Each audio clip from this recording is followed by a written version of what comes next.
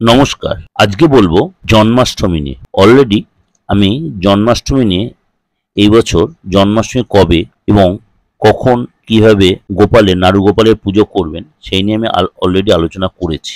এই জন্মাষ্টমীর দিন পড়েছে 26শে আগস্ট এবং এই দিন থেকে কিন্তু মঙ্গল গ্রহ মিথুন রাশিতে প্রবেশ করে বৃষ রাশি। আগামী 45 দিন এই মঙ্গল মিথুন রাশিতেই অধিষ্ঠান করবে এবং সেই দিন থেকে আমাদের কিছু রাশির জন্য সময়টা অনেক বেটার আসছে। প্রথম রাশি হচ্ছে মেষ রাশি। এই দিন এই যে মেষ রাশির জাতক জাতিকাদের কিন্তু এই মঙ্গলের এই গমনের জন্য, কেন মেষ রাশির অধিপতি হচ্ছে মঙ্গল, এবং আপনারা দেখবেন যে কনফিডেন্স যথেষ্ট বাড়বে, বুদ্ধি হবে, অনেক জায়গায় আপনি বুঝে শুনে কথাবার্তা বলবেন, নতুন করে যোগাযোগ হবে, বিশেষ কোনো ব্যক্তির মাধ্যমে আপনার কোনো উপকার হবে এবং ফ্যামিলি লোকের সাথে যথেষ্ট সময়টা ভালো কাটবে।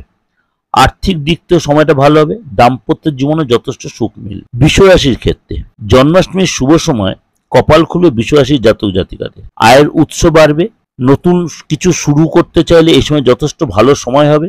আর্থিক অবস্থা আগের থেকে যথেষ্ট ভালো হবে এবং গাড়ি বাড়ি কেনার জন্য এই সময়টা যথেষ্ট ভালো। নেক্সট হচ্ছে কর্কট রাশি। জন্মাষ্টমীর সময় থেকেই আপনার নেগেটিভ যে সিচুয়েশনটা চলছে সেটা অনেকটা আপনি কাটিয়ে উঠতে পারবেন। আপনারা যারা চাকরি করছেন, কাজের জায়গায় যথেষ্ট আপনার সুষ্ঠু সম্পর্ক তৈরি হবে।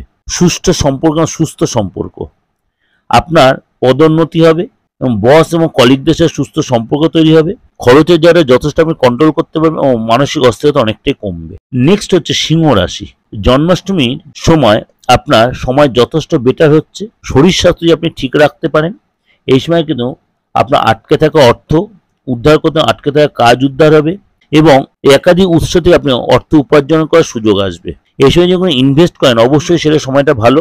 অবশ্যই এটা আপনি একটু দেখভাল করে নিয়ে সেটা ইনভেস্ট করতে হলে আরো বেটার হবে।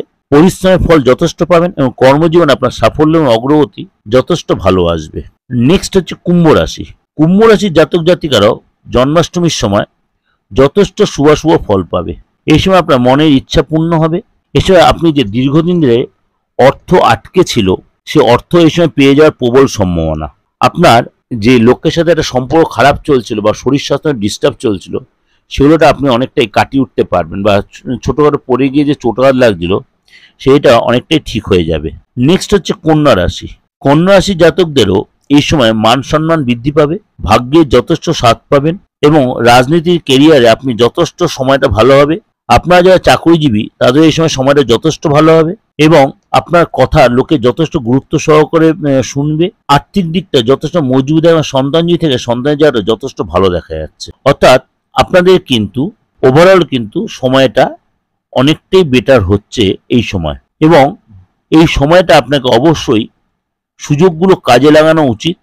আপনার যদি সেটা ঠিকমতো কাজে লাগাতে পারেন অবশ্যই কিন্তু সময়টা আপনার অনেক বেটার হবে। তুলা রাশির ক্ষেত্রেও কিন্তু সময়টা যথেষ্ট ভালো আসবে, কেননা আপনাদের এই সময় কিন্তু অনেক আটকে থাকা কাজ উদ্ধার হবে, কিন্তু আপনার শরীর স্বাস্থ্য যদি ডিস্টার্ব হতে পারে। যেহেতু আপনার এই সময় শুক্রদেব, আপনার রাশির অধিপতি শুক্র আপনার দ্বাদশ হাউসে রয়েছে, তার জন্য শরীর নিয়ে একটু ডিস্টার্ব হতে, পেট নিয়ে, লোয়ার পোস্টার নিয়ে বা চোখ নিয়ে একটু প্রবলেম হতে পারে, কিন্তু আর্থিক জায়গাটা অনেকটা আগের চেয়ে অনেক বেটার হবে এবং আপনার কর্মসূত্রে অনেকবার বাইরে যেতে হতে পারে, নতুন সম্পর্ক তৈরি হতে পারে এই সময়। এবং নেক্সট যে রাশি ভালো হবে সেটা হচ্ছে বৃশ্চিক রাশি। এই সময় আপনার লোকের কাছে যে অসম্মানিত হচ্ছিল এতদিন সেটা আপনি অনেকটাই ঠিক হয়ে যাবে, নতুন কারোর সাথে যোগাযোগ হতে পারে। এই সময় আপনার আর্থিক জায়গাটা আগের চেয়ে অনেক বেটার হবে, কিন্তু মানসিক অস্থিরতা প্রচন্ড বাড়বে।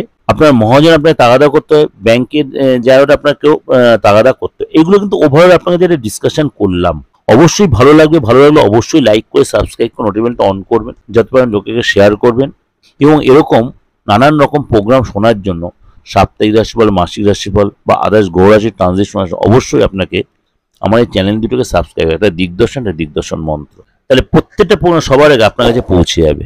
আর যদি মনে হয় যোগাযোগ করবেন আপনার রাশিফলটা দেখানোর জন্য বা জানার জন্য, বা আপনার হরোস্কোপটা দেখানোর জন্য বা হাতটা দেখানোর জন্য, আপনি দেশের যে কোনো প্রান্ত দিয়ে যোগাযোগ করতে পারেন। আপনি যদি মনে করেন আপনার কোনো প্রবলেম আপনি সাফার করছেন দীর্ঘদিন ধরে, আপনি আইনত কোনো ঝামেলা, বাস্তবগত কোনো ঝামেলা, বা আপনার পড়াশোনার কোনো হায়ার স্টাডির ব্যাপার, চাকরিগত কোনো ব্যাপার, কাজের জায়গায় বা ব্যবসার ব্যাপার, বিবাহ ব্যাপার, প্রেমের ব্যাপার, যে কোনো ব্যাপারই অলরেডি আপনার ব্যাপারগুলো জেনে গেছে আমরা কীরকম প্রবলেম সাপোর্ট, বা আপনার সন্তান পর্যন্ত নেশায় আসক্ত, সেখান থেকে বের করার জন্য, গোপনে সে নেশাটা কাটানোর জন্য অবশ্যই যোগাযোগ করতে পারেন।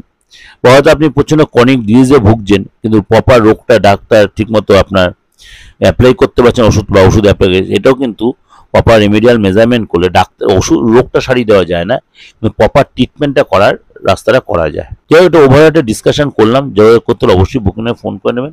ভালো থাকবেন, জন্মাষ্টমীটা খুব ভালোভাবে আপনারা কাটান। নমস্কার।